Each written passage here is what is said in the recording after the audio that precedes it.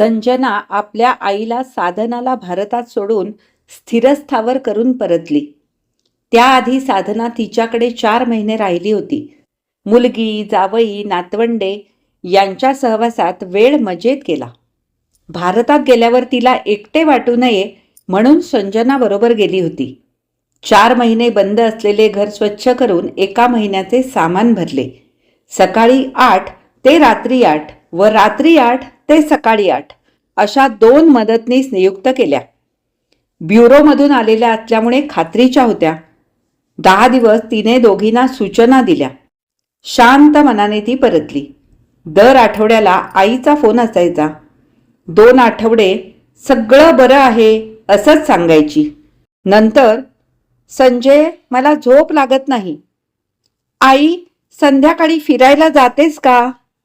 जाते ना बागेत, पण उत्साहच वाटत नाही. भूकच लागत नाही, तोंडाची चवच गेलीये. लोणचं घे ना तोंडी लावायला. भरपूर जेवली नाहीस तर अशक्तपणा येईल. तो तर वाटतोच आहे. आपल्या फॅमिली डॉक्टरकडे जातेस का? हो, जाणारच आहे. संजनाची घुसमट होऊ लागली. कॅलिफोर्नियात जम बसलेला असताना सगळे सोडून ती भारतात जाऊ शकत नव्हती आणि साधनाला अमेरिकेतील जीवनाशी समरस होणे कठीण जात होते. तिने पती संजय सोबत या समस्येवर विचार विनिमय केला. संजय, आईच्या पुन्हा तक्रारी चालू झाल्या. सगळं छान ऍडजस्ट करून आले. आणखी काय करणार? 2 मदतनीस सुद्धा ठेवले आहेत. सगळं कबूल आहे, पण ती मोलाची माणसं. मायेच्या माणसांची सर त्यांना कशी येणार? मायेची माणसं आणायची कुठून? मला तर इकडे आड तिकडे विहीर असं झालंय. अशी हवालदिल होऊ नकोस. काहीतरी डोक्यालिटी लढवायला पाहिजे. संजनाने व्हॉट्सॲपवर आईचा मेसेज वाचला. संजू, काल मी आपल्या फॅमिली डॉक्टरकडे गेले होते. तिकडे मला कॉलेजमधली मैत्रीण सुमन भेटली. कॉलेजच्या आठवणीत रमलो. तिला ओढूनच आपल्या घरी नेलं. शारदाने फक्त डाळ तांदूळाची खिचडी केली होती. म्हणजे मीच सांगितलं होतं, भूकच लागत नाही ना. येताना आम्ही चक्क वडापाव आणि कांदा भजी घेऊन आलो. घरात दही होतं, त्याचं ताक करून फोडणी दिली. मस्त अंगत पंगत झाली आमची. नंतर फोन करते. शब्दाशब्दातून व्यक्त होत असलेल्या आनंदामुळे संजना सुखावली.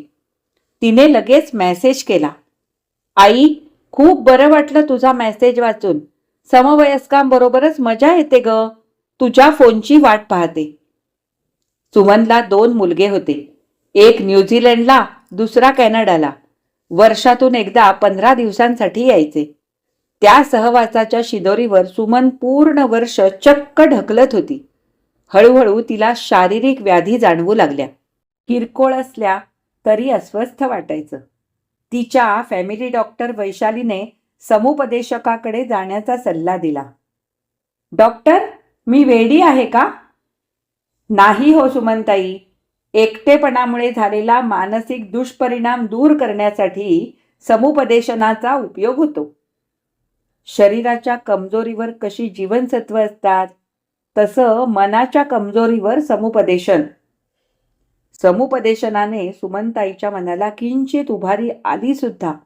परंतु वैशालीची खात्री होती की समुपदेशन थांबले की सुमनताई पुन्हा आपल्या कोशात जाणार. त्यासाठी काहीतरी ठोस उपाययोजना हवी. सुमनताई, तुम्ही ज्येष्ठ नागरिक संघ किंवा अशा काही संस्थांच्या सभासद आहात का? आहे ना. ज्येष्ठ नागरिक संघ, महिला मंडळ यांची आहे सभासद. शिवाय भिशी सुद्धा आहे. महिन्यातून एकदा भेटत असाल ना? भिशी एकदा, बाकी 2दा. छंद कसले आहेत? वाचनालयातून पुस्तकं आणून वाचते, पण कशात रस वाटत नाही. मग नक्कीच तुम्हाला समवयस्कांच्या सहवासाची गरज आहे. तुम्ही स्वतःमध्ये काही न्यून आहे असे समजू नका. ही नैसर्गिक संवेदना आहे. सुमनताई, गेल्या आठवड्यात तुमचं BP लो झालं होतं. आता हाय आहे. पोटाची तक्रार आहेच. झोपेनेही बंड पुकारलं आहे. तुमची फॅमिली डॉक्टर म्हणून मला वाटतं की तुमच्या तक्रारी मनोकायिक आहेत. आता कुठल्या समवयस्काच्या सहवासात राहायला जाऊ? मी एक सुचवू का? इथेच पुण्याजवळ ज्येष्ठ नागरिकांसाठी संस्था आहे, सेकंड इनिंग होम. तुम्ही राहाल का तिथे? म्हणजे वृद्धाश्रम ना. 2 मुलगे असताना आश्रितासारखी वृद्धाश्रमाच्या दारात जाऊन पडू का? माझ्या मुलांना ते अजिबात चालणार नाही. सुमनताई, लगेच हायपर होऊ नका. वृद्धाश्रम ही फक्त निराश्रितांसाठीची संस्था नाही. समाजातल्या कोणत्याही स्तरातल्या ज्येष्ठ नागरिकांच्या जीवनातला एकटेपणा घालवणारी संस्था आहे. तिथे हॉटेलप्रमाणे विविध स्तर असतात. आपल्या आर्थिक स्थितीनुसार निवड करू शकतो. हे मला माहिती नव्हतं. खूप जणांना माहिती नसतं म्हणून गैरसमज होतात. 5 स्टार हॉटेलप्रमाणे सुविधा देणारे, मध्यम प्रतीच्या सुविधा देणारे, स्वयंभावी, शासन अनुदानित अशा निरनिराळ्या श्रेणी आहेत. आपण प्रथम श्रेणीचं सेकंड इनिंग होम निवडूया. तिकडे सर्व सुखसोयी असतील ना? उतरत्या वयात ते महत्वाचं. घरच्या पेक्षाही चांगल्या. माझी बहीण राहते तिथे. 6 महिने झाले. तिला मूल नाही. माझे मेव्हणे गेल्यानंतर ती एकटी पडली. तेव्हा मीच तिला सुचवलं. पहिल्यांदा कुरकुर केली. नंतर एक दिवस तिथे राहून आली. तेव्हा तिची खात्री पटली. आता मजेत आहे तिकडे. बरं झालं, तुमची काळजी मिटली. हो ना सुमनताई, तुम्ही सुद्धा तसंच करता का? तुम्ही माझ्या ताईच्या पाहुण्या म्हणून एक दिवस राहून अनुभव घेता का? माझी त्यांची ओळख सुद्धा नाही. मी करून देईन. या शनिवारी मला जायचंच आहे. तुम्हीही चला माझ्याबरोबर. माझं काम झालं की मी परत येईन. तुम्हाला आवडलं तर राहा, नाहीतर या माझ्याबरोबर. चालेल. थोडं अवघड वाटतंय. हम मुश्किल को आसान कर देंगे. दबकत दबकत गेलेल्या सुमनताईने स्वखुशीने मुक्काम केला. त्यांना आपल्या समस्येवर उपाय सापडला होता. सभासदत्व पत्करून त्या तिथल्याच रहिवासी झाल्या. संजय, सुमन येऊन गेल्यापासून खूप बरं वाटतंय. फोनाफोनी, व्हॉट्सॲप सगळं चालू झालं. जुन्या आठवणींना उजाळा मिळाला. मनाची फुलपाखरं उडून कॉलेजच्या काळात भिरभिरायला लागली. सुमन सेकंड इनिंग होममध्ये राहते. वर्णन करत होती. त्यावरून छान असावं असं वाटतंय. त्यांच्याकडे महिन्याच्या शेवटच्या शनिवारी सामुदायिक वाढदिवस साजरा करतात. म्हणजे त्या महिन्यात असलेले सगळे वाढदिवस एकत्र केक कापून साजरे केले जातात. तिचा या शनिवारी वाढदिवस आहे. तिने मला तिची पाहुणे म्हणून आमंत्रण दिलंय. आई, मग तू जाणार आहेस का? हो, माझा विचार आहे जाण्याचा. शनिवारी जाऊन रविवारी येईन. राहणार सुद्धा? तिच्यासाठी छानशी भेटवस्तू ने. त्या सिल्क वेडीसाठी सिल्कची साडी घेणार आहे. कार्यक्रमाच्या वेळी तिला नेसायला सुद्धा लावणार. आता तिकडून आल्यावरच फोन करीन. तोपर्यंत मी बिझी असणार आहे. आईच्या शब्दागणिक उडणारे उत्साहाचे तुषार तिला आनंद देत होते. आता तिला सोमवार सकाळची प्रतीक्षा लागून राहिली होती. काय मासाहेब, जाऊन आलात का सुमन मावशीकडे? हो, काल संध्याकाळी आले. खूप छान आहे का तिचं सेकंड इनिंग होम? आवडलं तुला तिकडे? खूपच आवडलं. मोठा नयनरम्य परिसर, समवयस्कांची संगत खूप छान. कार्यक्रम कसा झाला? आता मी तुला सगळं सांगते. मध्ये मध्ये प्रश्न विचारू नकोस. 4 सभासदांचे वाढदिवस होते. एकत्रित मोठा केक कापला. मी तिला सकाळी साडी दिली आणि ती नेसायला सुद्धा लावली. पावभाजी आणि दुधी हलवा असा मेन्यू होता. करमणुकीचे कार्यक्रम होते. मी गाणं म्हटलं. खूप सभासदांशी माझ्या ओळखी झाल्या. आता विचार तुझे प्रश्न. स्वच्छता चांगली आहे का? हो, चांगली आहे. तू चांगली म्हणतेस म्हणजे उत्तम असणार. सुमन मावशी खुश आहे ना तिकडे? का नाही असणार? सगळ्या सुविधांनी संपन्न अशी संस्था आहे. जेवण नाश्ता कसं काय आहे? रूम स्वच्छ आहेत का? नोकर वर्ग, ऑफिस स्टाफ आहे का? कोणाची तब्येत बिघडली तर? अगं थांब, प्रश्न विचारायची मुभा दिली तर 100 मार्कांची प्रश्नपत्रिकाच सादर केलीस. ऐक, एकूण 24 सभासद राहू शकतात. सध्या 22 आहेत. 2 रूम्स बंद ठेवल्या आहेत. सभासदांचे नातेवाईक 4 दिवस राहू शकतात. काही खोल्यांमध्ये 1 तर काही 2. आतमध्ये छोटासा ओटा आणि गॅसची शेगडी आहे. पाहिजे असेल तर चहा किंवा खाण्याचा पदार्थ करता येतो. भांडी वगैरे काही नाहीये. सकाळी पहिला चहा, 10 वाजेपर्यंत नाश्ता, 12:30 वाजता जेवण, 4 वाजता चहा बिस्किट, 8 वाजता रात्रीचं जेवण, 9:30 वाजता दूध, अशी खानपान सेवा आहे. नोकर वर्ग तत्पर आहे. नाश्ता जेवण रूममध्ये आणून देतात का? जे फिरू शकत नाही किंवा जे आजारी आहेत त्यांच्यासाठी तशी सोय आहे. पण मेस आहे ना, छान वाटतं सगळ्यांनी एकत्र बसून जेवायला, नाश्ता घ्यायला. म्हणजे एकंदरीत तुला हा माहोल भावला? अति भावला. हातच्या काकणाला आरसा कशाला? त्यांच्या माहिती पत्रकाची पुस्तिका आहे. त्यात फोटोसहित सगळी माहिती आहे. मी तुला त्याची PDF काढून पाठवते. तुला सुद्धा नक्की आवडेल बघ. आई, काहीही झालं तरी वृद्धाश्रम आहे तो. संजय, तुला स्वतःची विचारसरणी बदलण्याची गरज आहे. तू PDF बघ आणि मग ठरव. पुरे झालं. फोन ठेवते मी. संजय, आईच्या विचारांची गाडी योग्य मार्गाने प्रगती करते आहे. हे उत्तम झालं. आपण समजावून सांगितलं असतं तरी मदर इन लॉला पटलं नसतं. या प्रॅक्टिकल मेथडने चांगलं काम केलं. आता प्रस्तावाची अपेक्षा. 4च दिवसांनी आईचा फोन आला. आई, बरी आहेस ना? 4च दिवसांपूर्वी आपण बोललो होतो ना? बरी आहे तेच सांगायला फोन केला. झोप येण्यासाठी गोळी घ्यावी लागत नाही. भूक सुद्धा सुधारल्यासारखी वाटते. बर, मी पाठवलेली PDF तू पाहिलीस का? तुझं काय मत झालं? माझं मत चांगलंच झालं, पण तिथे राहणाऱ्यांनी ठरवायचं. तसं सर्व सुविधांनी संपन्न वाटतंय. गुजराती लोकांची संघटना आहे ना, मॅनेजिंग कमिटी सुद्धा चांगली वाटली. म्हणजे अनुभव घ्यायला हरकत नाही. कोणी घ्यायचा अनुभव? मी घेणार अनुभव.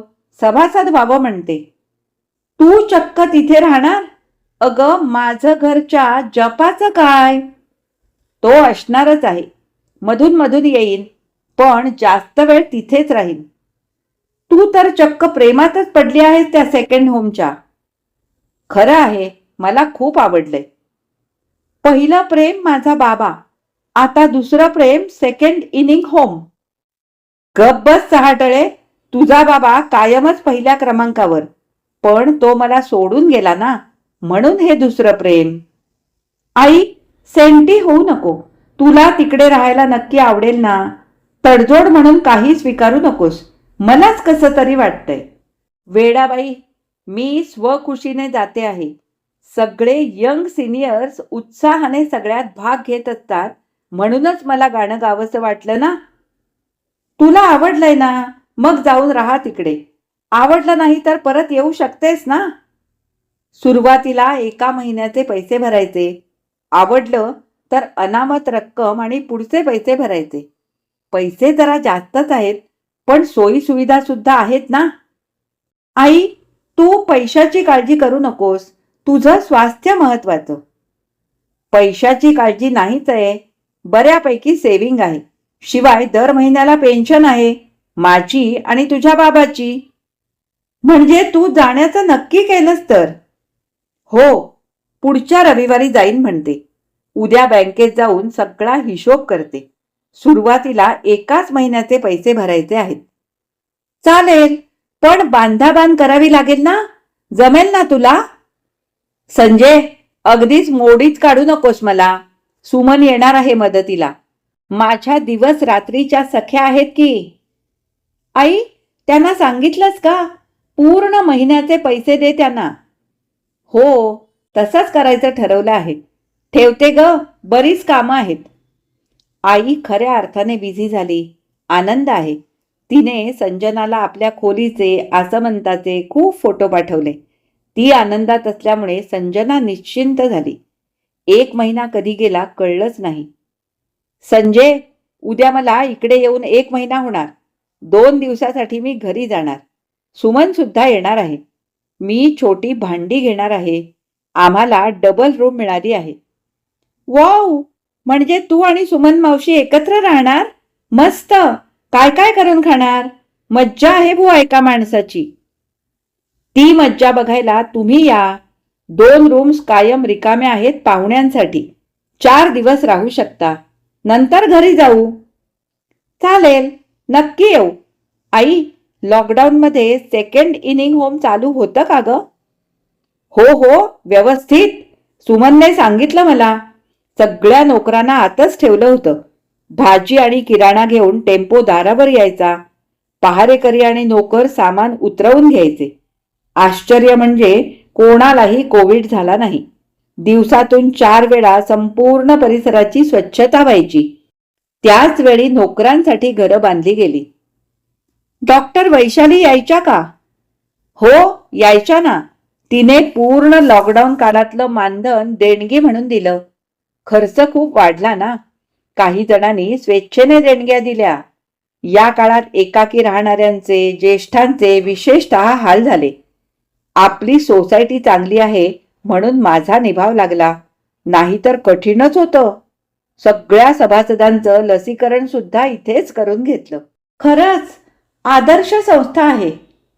डबल रूममध्ये आई सुमन मावशीसह स्थिरस्थावर झाल्याचे कळले आणि संजनाचा जीव भांड्यात पडला. दोघींची पुढील जीवनयात्रा सुखनैव होणार होती. पाठवलेल्या खूप साऱ्या फोटोंवरून तिथल्या आरामदायी राहणीमानाची कल्पना आली होती. नियमित फोन, मेसेजेस चालूच होते. संजय, आज तुला एका खास कारणासाठी फोन केला आहे. परवा आमच्या संस्थेमध्ये डॉक्टर आल्या होत्या. त्यांनी अवयवदान आणि देहदान याच्यावर व्याख्यान दिलं. आम्ही म्हणजे सुमनने आणि मी ठरवलंय की मरणोत्तर देहदान करायचं. संजना जोरात ओरडली. आई, काय हे मरण वगैरे? संजय, बघ रे ही काय म्हणते. सहन होत नाही. ती ओक्साबोक्शी रडायला लागली. संजयने फोन घेतला. मदर इन लॉ, का रडवलत माझ्या बायकोला? मरण की वरण? मी गोंधळून गेलो आहे. ती रडूबाई आणि तू गोंधळी. अरे, मी मरणोत्तर देहदानाविषयी तिला सांगत होते. आयुष्यभर शिक्षण क्षेत्रात काम केलं. हा देह वैद्यकीय विद्यार्थ्यांना उपयोगी ठरावा हीच इच्छा. त्यानुसार फॉर्म भरायचा आहे. त्याच्यावर तुमच्या सह्या हव्या आहेत. मदर इन लॉ, इतकी काय घाई आहे? आता फॉर्म भरला म्हणजे मी लगेच मरणार असं होतं का? सगळ्यांच्या बरोबर मी सुद्धा ती प्रक्रिया पूर्ण करते. एवढं तर समाजभान असलं पाहिजे ना. पटतंय मला. मी उतरवतो तुमच्या बाळीच्या गळी. शिवाय आणखी सांगायचं होतं. मी गेल्यानंतर लगेच धावत यायची गरज नाही. कारण मृत्यू झाल्यावर 6 तासात डोळे काढावे लागतात. तसंही मी लिहून देणार आहे. मदर इन लॉ, हे जरा भारीच आहे. संजनाच्या पचनी पडायला कठीण जाईल. तिचा मूड सांभाळून सांगावं लागेल. जमवेन मी. That's like a good son in law. आता माझ्या एका प्रश्नाचं उत्तर दे. डॉक्टर वैशाली महिन्यातून 2दा सेकंड इनिंग होममध्ये येते. तरीही सुमन तिच्याकडे कशासाठी आली होती? तिला कसला गंभीर आजारही नाही आहे. आली असेल हो अशीच. तुम्ही दोघं मला अशी तशी समजलात का? छुपे रुस्तम कुठले? बेटी से मा समाई हे सिद्ध केलं सासूबाई तुम्ही. आहेच मुळी. पण मुलांनो, तुम्ही खूप चांगलं केलं. इथे मी फुल टू मजेत आहे. आता माझ्या वानप्रस्थाश्रमाचा छान प्रस्थाश्रम कसा करते ते बघाच. तथास्तु. ही कथा इथेच संपली. आज मी वाचलेली प्राध्यापिका रेखा नाबर यांची छान प्रस्थाश्रम ही कथा तुम्हाला कशी वाटली हे मला कमेंट करून नक्की कळवा. आवडली असेल तर लाईक करा, शेअर करा आणि माझ्या चॅनलवर नवीन असाल तर माझ्या चॅनलला नक्की सबस्क्राईब करून सोबतचं बेल आयकॉन दाबायला अजिबात विसरू नका. आता आपण पुन्हा भेटू अशाच एखाद्या छानशा कथा वाचनासाठी. तोपर्यंत मी तुमचा निरोप घेते. धन्यवाद.